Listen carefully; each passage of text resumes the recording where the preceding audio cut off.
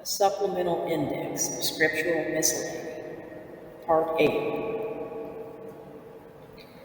Although many people who insist on the practice of veganism as being the only ethically and morally sound dietary consideration, the Scriptures clarify this issue for us in a few passages.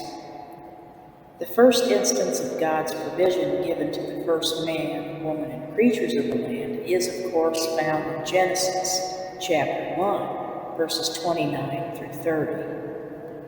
Then God said, I give you every seed-bearing plant on the face of the whole earth, and every tree that has fruit with seed in it. That will be yours for food. And to all the beasts of the earth and the birds of the air and all the creatures that move on the ground, everything that has the breath of life in it, I give every green plant for food. And it was so.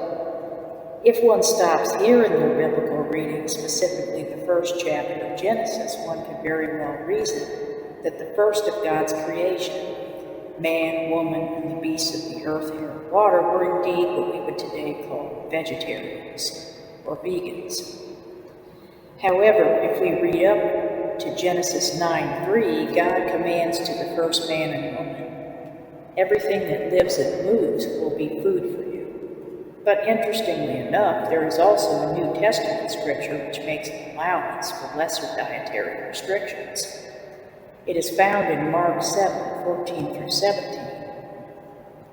Again, Jesus called the crowd to him and said, Listen to me, everyone, and understand this. Nothing outside of a man can make him unclean by going into him. Rather, it is what comes out of a man that makes him unclean.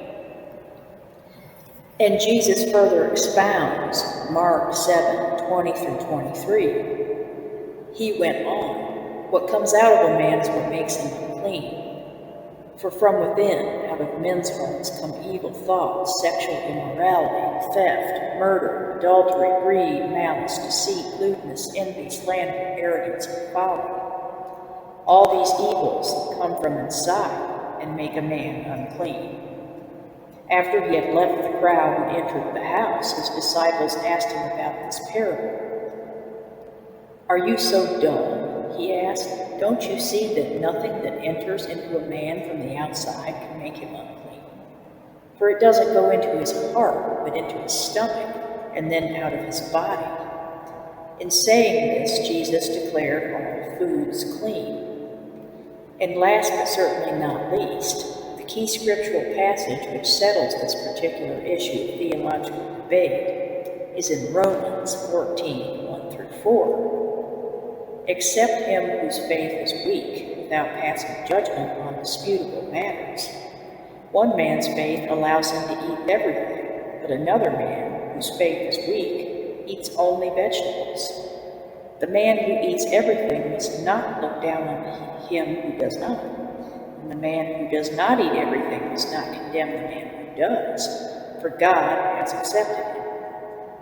Who are you to judge someone else's servant? To his own master he stands or falls, and he will stand, for the Lord is able to make him stand.